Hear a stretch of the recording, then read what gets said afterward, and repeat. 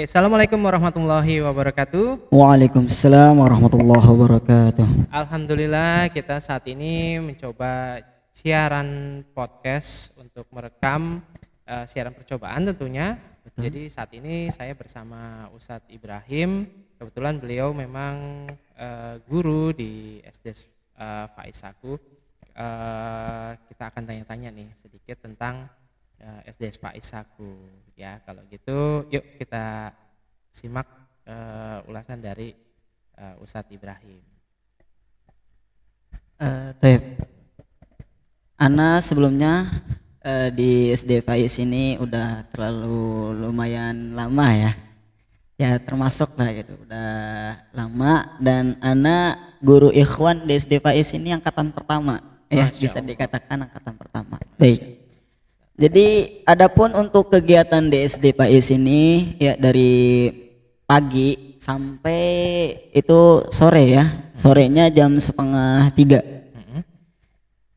Jadi kegiatan awal itu santri datang itu sekitar jam 7 ya, jam 7 kurang, jam 6:45 gitu. Dia udah berangkat dari rumah. Masya Allah. Dan kita sudah tentukan jam sampainya di sini harus sampai jam 7:15. Santri nggak boleh ada yang telat. Nanti tidak boleh telat. Itu ya. Adapun kegiatannya itu dari jam 7:15 ya. Itu kita kalau santri ikhwan khususnya kelas 4 dan kelas 3 ya, mungkin adik kelasnya juga di kelas 2 ada beberapa gitu. Kita suruh ke masjid untuk melaksanakan salat duha ini hanya untuk pada hari Senin dan sampai hari Kamis. Kami. Taib. Adapun untuk hari Jumatnya apa yang dikerjakan karena waktunya singkat, ya mungkin kita bisa jelaskan di belakang. Ntar kita jelaskan dulu apa yang dilakukan dari jam 7:15 sampai jam 2:30 gitu. Oke. Nah, jam 7:15 itu seperti yang tadi yang anak katakan itu santri kelas 4 ya, khususnya kelas 4 dan kelas 3. Adapun di kelas 2 beberapa orang itu kita suruh ke masjid untuk melaksanakan sholat duha. Selesainya sholat duha, nah baru di sana kita zikir pagi bareng-bareng. Masya Taib. Allah. Itu bisa menghabiskan waktu sampai 30 menitan gitu, dari jam 7:15 sampai jam 7:50 atau 40-an gitu. Kita bisa menghabiskan waktu 30 menit. Nah, dan di sana ya kita ada ustadz-ustadz yang lain juga. Ya seperti ada Ustadz Ihsan di sini, Ustadz Sahlun mungkin. Itu biasanya sebelum memasuki kelas ya ba'da zikir pagi itu mereka dikasih nasihat tentang, terutama tentang akhlak, bagaimana kita menuntut ilmu dengan akhlak yang baik ya. Terus ya seperti kita jadi santri yang santun gitu kepada ustadz dan ustazahnya. Masya Allah. Itu bisa menghabiskan waktu sampai jam 8 kurang ya, itu bisa 5 menit atau gimana atau 5 menit kurang gitu kan, untuk kasih nasihatnya baru kita masuk ke kelas. Dan sekarang alhamdulillah ya kita udah mulai itu dari kemarin, dari bulan yang lalu kita sudah mulai yang namanya kalau santri sudah masuk kelas itu kita sudah ngasih mufradat. Mufradat ini kosakata ya, kalau dalam bahasa Arab dia kosakata. Jadi kita berikan mufradat atau kosakata dalam berbahasa Arab untuk dihafalkan sama anak-anak, dan itu akan kita istilahnya mempublikkan untuk anak-anak ini untuk membicarakan tentang persoalan bahasa Arab yang mereka hafal dari kata-kata tersebut gitu. Oh, Masya Allah.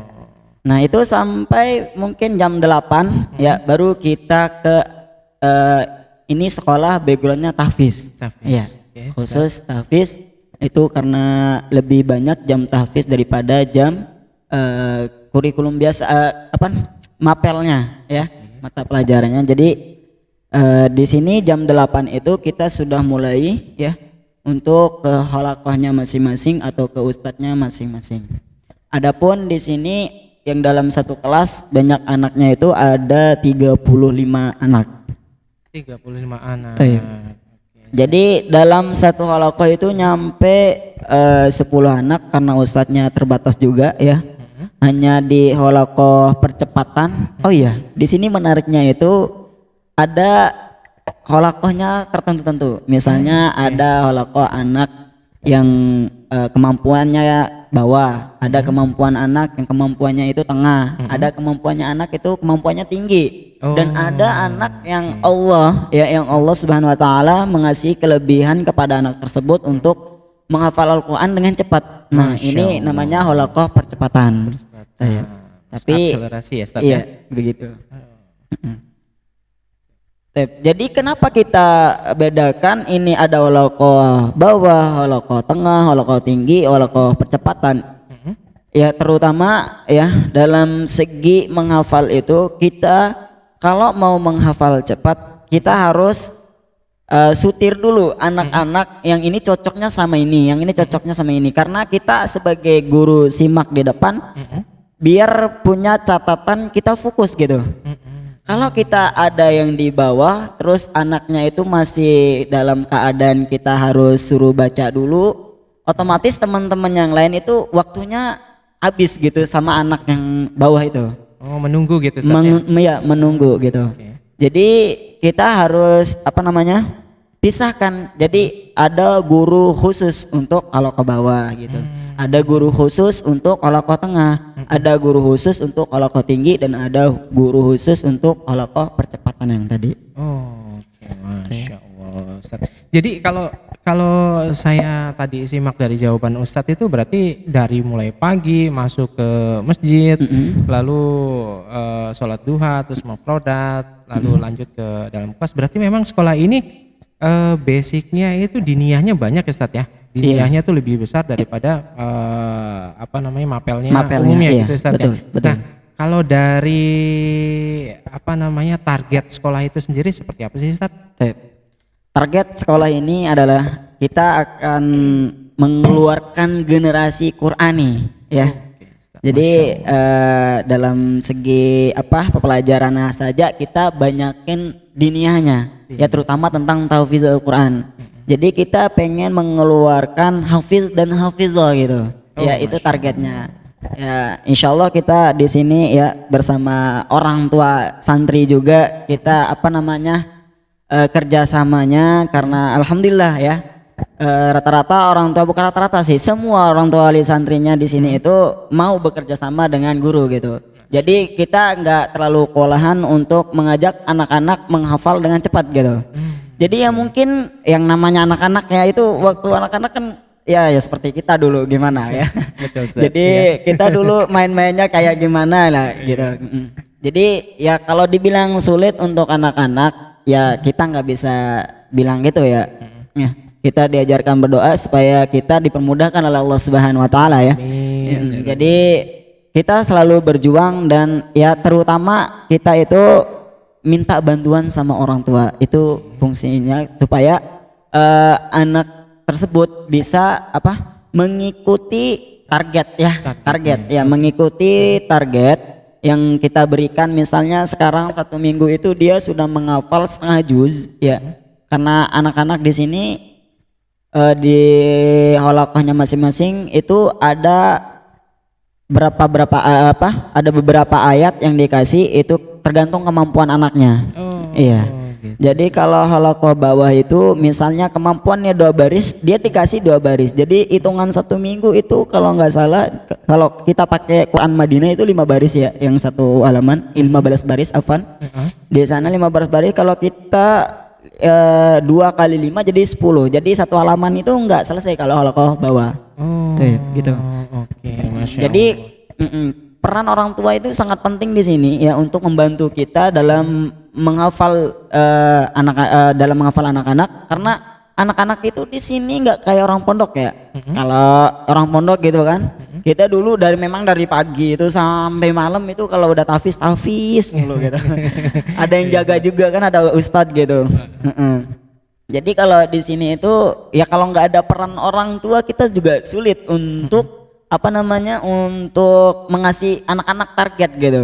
Jadi untuk target yang 30 juz, apalagi yang alhamdulillah ya yang sekarang ini yang di lokal percepatan itu ada yang sampai 15 juz. Masya Iya. Allah.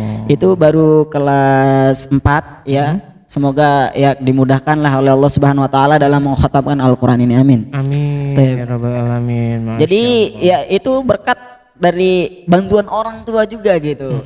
Jadi kita nggak lepas dari orang tua meskipun kita kalau kita dulu ya contoh sekolah ke SD itu kita kalau udah sekolah pulang taruh tas main-main gitu. Iya, Ustaz. Betul, Kalau Ustaz. kalau ini enggak gitu. Kita kasih buku muthabaah atau buku dari presentasinya di sekolah, dia menghafal sampai mana, surat mana, dan murojaahnya yang mana. Kita sudah kasih dan orang tua di rumah baca dan harus anak itu baca gitu. Kita ada apa namanya, istilah farab orang tua gitu. Farab Ya orang kalau udah selesai dibaca orang tua harus farab gitu. Nah, udah selesai dibaca orang tua harus farab. Karena itu bukti kalau dia sudah menyimak anaknya. Oh, Iya, jadi tinggal ke apa namanya, ke sekolah dia sudah hafal dari rumah, tinggal simak gitu, nyetor. Dan setelah nyetor, setor hafalan, apa yang dilakukan oleh anak-anak? Itu untuk murojaah hafalan yang kemarin. Biar hafalan mungkin, ya kalau mungkin ini kalau bahasa kita ya biar hafalannya itu kuat gitu. Kuat gitu, Ustaz. Fasih Kuat, gitu, Ustaz, ya? fasih gitu.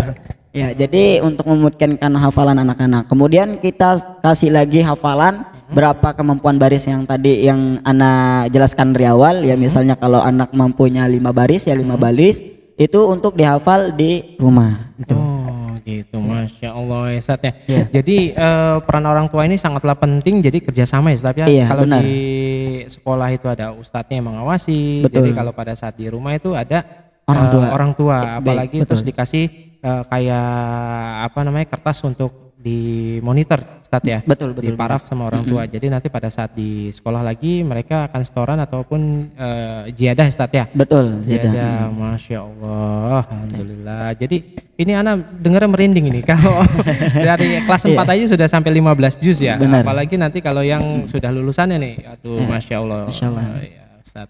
Baik, kalau gitu saya ucapkan syukran jazakallah khair. Baik, afwan, Masya Allah. Ustadz Ibrahim atas uji coba podcast kita hari ini. Mudah-mudahan Ustadz Ibrahim selalu diberikan kesehatan oleh Allah Subhanahu wa taala. Amin, amin, amin. Balas surga yang tertinggi tentunya untuk Amin.